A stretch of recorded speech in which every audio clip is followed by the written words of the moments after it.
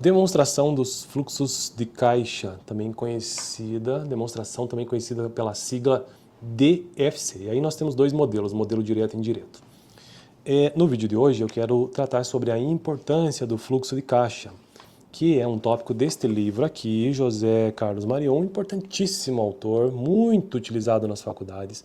Inclusive eu super recomendo esse livro de contabilidade básica, que não é um livro apenas para estudantes de contabilidade ou contadores, é para todo mundo, porque é um livro extremamente didático e muito, muito bom para você ter uma noção bem interessante sobre contabilidade.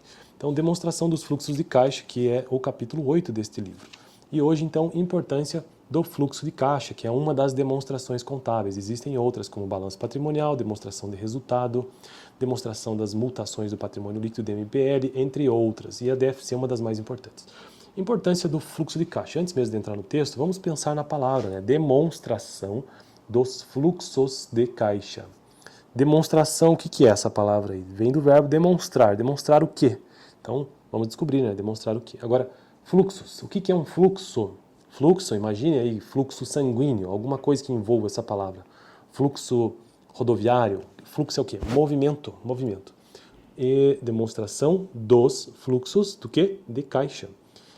Caixa, o que é? O caixa de uma empresa, que está lá no ativo, no balanço patrimonial de uma empresa. Então você tem demonstração dos fluxos de caixa.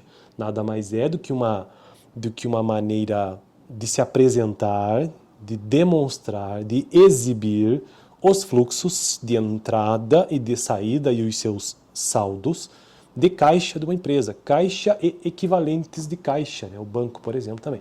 Então, demonstração do fluxo de caixa, de forma bem resumida, é isso. Você está observando o que está acontecendo ali no caixa e no banco. Então vamos à importância do fluxo de caixa. Todo mundo tem seu fluxo de caixa. Por mais simples que uma pessoa seja, ela tem de memória quanto entrou de dinheiro no mês e quanto saiu, quanto foi gasto. Até uma criança que ganha mesada sabe seu fluxo financeiro. Então veja, é uma coisa elementar. Algumas pessoas mais organizadas têm seu fluxo de caixa através do extrato recebido do banco, ou do cartão de débito, ou ainda fazem anotações em sua agenda ou em papéis. Em alguns casos, montam uma planilha no seu celular, no seu computador. Uma dona de casa, além de ter, nem que seja na memória, seu fluxo de caixa, vai mais longe, projeta inclusive seu fluxo de caixa, que é o chamado orçamento financeiro. Essa palavra orçamento financeiro vem disso, de você projetar algo, projetar dados financeiros, então nesse caso o fluxo de caixa, para saber quanto ela pode gastar até o final do mês.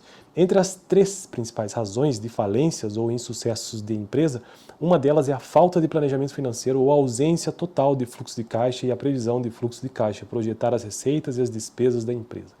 Sem um fluxo de caixa projetado, a empresa não sabe antecipadamente quanto precisará de um financiamento, por exemplo, e normalmente sai desesperada quando seu caixa estoura, fazendo as piores operações que existem. Cheque especial, por exemplo, desconto de duplicatas que os juros, né, são altíssimos, ou quando terá ainda que temporariamente sobra de recursos para aplicar no mercado financeiro, ganhando juros, reduzindo o custo do capital de terceiros emprestados. Daí o insucesso, ou daí os insucessos financeiro. Então o fluxo de caixa basicamente é isso, né?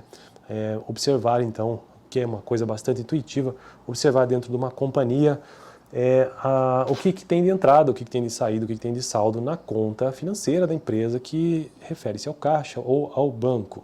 E, com base nisso, também projetar um fluxo de caixa, para que isso facilite a administração financeira. E neste livro nós temos um pequeno gráfico, que eu não edito os vídeos, mas se eu editasse eu ia deixar aqui na tela, que é um fluxo de caixa projetado para melhores decisões. O fluxo de caixa projetado é apenas para que você consiga antecipar situações financeiras. Então nós temos ali no eixo X, aqui ó, embaixo, na horizontal, o dia e o mês, né? 5 do 1, 8 do 1, 10 do 1, no eixo Y, que é o valor em moeda corrente, no caso reais. E aí você tem este gráfico, então, que nós temos a entrada e saída com esta variação assim, ondulando.